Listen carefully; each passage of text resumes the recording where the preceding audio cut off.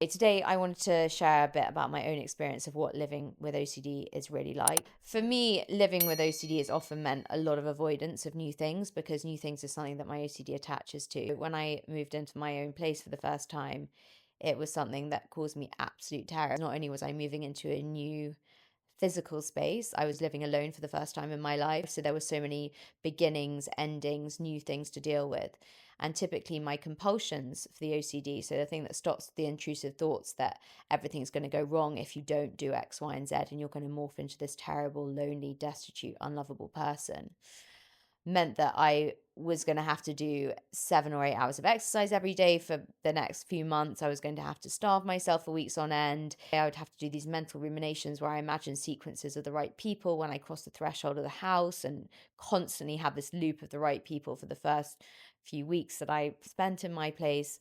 And it got to the point where the dread and the fear of moving in was just insurmountable. I avoided it for about 4 years. It meant that I was just not living the life that I wanted to live.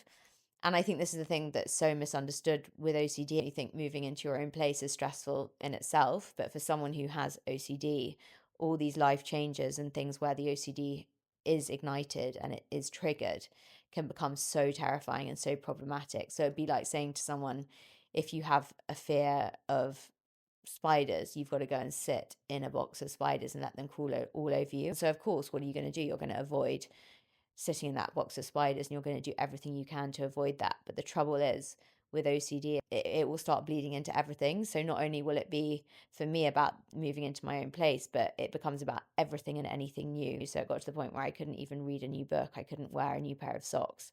So it's bashing through that. But I could go into lots more detail and depth, but I don't want to put you guys off for watching part 4 of our 7-part series. But suffice to say that it's a very complicated, complex condition.